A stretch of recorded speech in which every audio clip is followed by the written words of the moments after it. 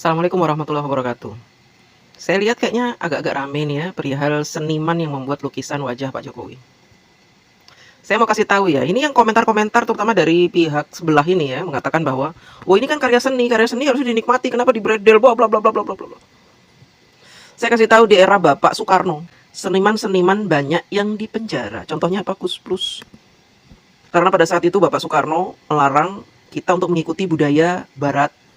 Tapi Kus Plus ini tetap menggunakan budaya barat ini, dia rambutnya dibikin gondrong, kemudian dia pakai cutbray gitu ya. Di penjara sama Bung Karno tuh. Seniman loh. Tidak menghina Bung Karno. Nggak menghina. Hanya berpakaian ala-ala barat saja ditangkap. Kemudian di era Pak Soeharto. Nah, contohnya pelawak Jojon. Hanya karena dia mengucapkan kata-kata yang sedikit nyerempet-nyerempet aja gitu ya. Tidak menyebut nama, di penjara 2 tahun. Kemudian ada dosen bahasa Indonesia ya, karena dia membahas tentang en gitu. Apa ya, kalau Pak Harto itu kan ngomongnya didiskusikan gitu. Dia protes, dia perbaiki, nggak boleh ya ngomong didiskusikan, harusnya diskusikan. Ini di penjara. Kemudian dibredel, tidak boleh lagi ngisi di acara tersebut TVRI ya. Dan ada satu hal yang kalian harus tahu, seorang seniman pembuat puisi, namanya Wiji Tukul. Dia menuliskan puisi yang menurut saya isinya sih bagus. Judulnya Peringatan. Saya bacakan ya puisinya Wiji Tukul ya.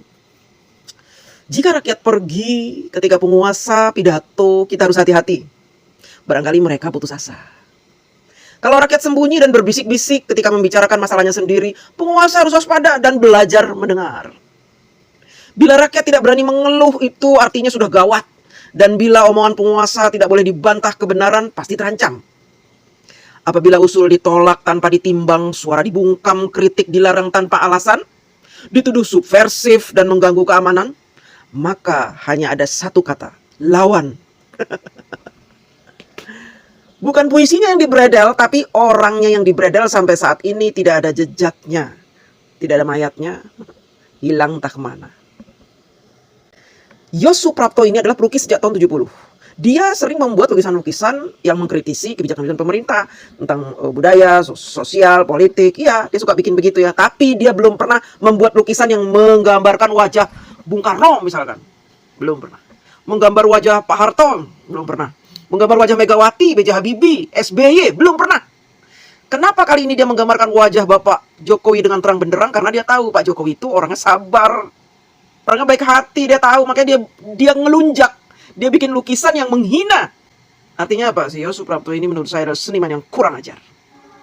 Pertama ya, kubu pembenci membenarkan lukisan yang berisi caci maki terhadap Bapak Jokowi.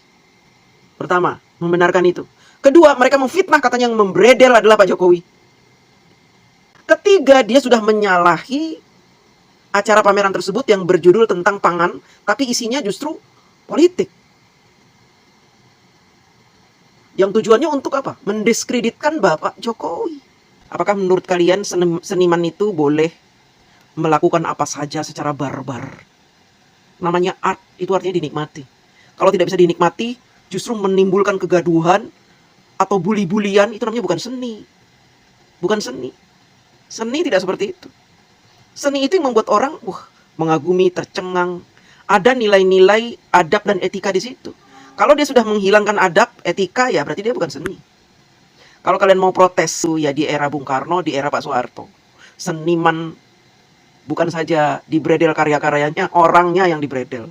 Kalau di zaman Bung Karno orangnya di penjara, zaman Pak Harto di penjara dan dihilangkan. Itulah yang harus kalian protes. Bukan saat ini ketika ada seniman yang kurang ajar dibredel, kalian protes. Protesnya kemana? Ke Pak Jokowi. Pak Jokowi sudah bukan jadi presiden. Dan dia tidak punya kewenangan untuk membredel apapun acara-acara kenegaraan. Nggak ada kewenangan itu. Ya, kalian sudah mencaci maki, membuli, menghina, memfitnah lagi. Ah, itu.